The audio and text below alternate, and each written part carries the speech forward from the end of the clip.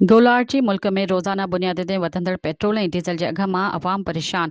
कड़ियो governor जे शहरनि वफ़ाक़ी हुकूमत जे पॉलिसियुनि खे रद्द कयो आहे। इन हवाले सां वधीक तफ़सील ॾिसूं था असांजे रिपोर्टर फराज़ शाह जी हिन रिपोर्ट में। पेट्रोलियम मसनूआत जे रोज़ाना बुनियाद ते वधंदड़ अघनि खे कड़ियो गवर्नर जो अवाम बि रद्द करे चुको आहे। मुल्क में पेट्रोलियम मसनूआत जी रोज़ाना बुनियाद ते वधंदड़ अघनि अवाम जी ज़िंदगी अज़ाब बणाए छॾी आहे। पेट्रोल महांगो थियण सां ट्रांसपोर्ट या ख़र्च खाधे पीते जी शयुनि समेत ज़रूरी ख़र्चनि में भी इज़ाफ़ो अची वियो आहे, जंहिं सबबि ग़रीब मज़दूर तबिको सख़्त परेशानी खे मुंहुं ॾेई रहियो। रोज़ रोज़ पेट्रोल जे अघ वधण सां असांजी मज़दूरी वधन कोन थियो। उते हालात उहे साॻी असांजा रहनि पिया ऐं पेट्रोल रोज़ रोज़ वधे पियो। इन सां हर शइ महांगी मिले पई। हाणे असां हितां ॾियारी कमायूं था, टायर पंचर मञा 1500-800, इन मञा असीं अटो वठूं, खंड वठूं, गिह वठूं या पेट्रोल वठी असीं इंजणनि में हलायूं। रोज़ रोज़ जो जेके पेट्रोल जा अघ वधनि पिया, उन अघ वधण सां मज़दूर तबिको जेको आहे न उहो ॾाढो परेशान आहे। मज़दूर तबिको जेको वीचारो परेशान आहे, उनजी मज़दूरी जेका उहा उते उते आहे, उन्हनि जी मज़दूरी का बि कोन थी वधे।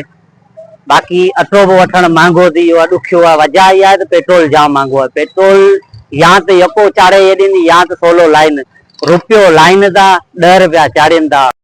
मज़दूर माण्हू जेको आहे उहो तक़रीबन मुश्किलात में। असां वटि त मज़दूर ते बेकी ते कमु कनि था। असांजी जेका रोज़मर्रा जी जेका ज़िंदगी आहे उनमें लाज़मी कोन्हे रुॻी पेट्रोल महांगो थियो। उनमें जेके शयूं आहिनि उनजा रेट वधनि था।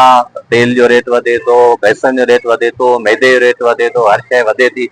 उन लाइ तमामु घणियूं जेको मुश्किलातूं आहिनि। हुकूमत खे इहा गुज़ारिश करे थी त रोज़ जे बुनियाद ते जेके पेट्रोल जा अघ तव्हां वधाया आहिनि, इहो आवाम ते स्लो पॉइंट जो आवाम खे तव्हां ॾेई रहिया आहियो।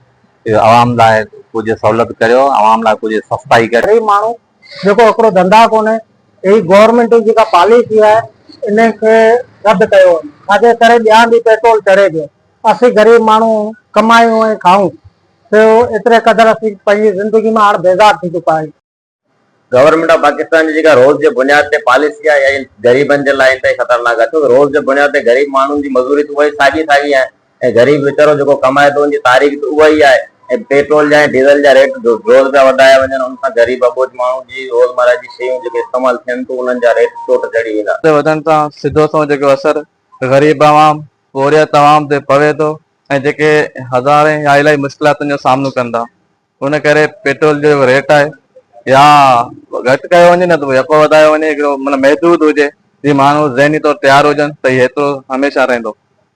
मक़सदु इहो आहे त डेली हींअर तेल वधनि पिया, पेट्रोल वधनि पिया, डीज़ल वधनि पिया। उनखां बहितर आहे हिकिड़े जॻह यको चाढ़े छॾे त आवाम उन हिसाब सां मुतमिन रहे।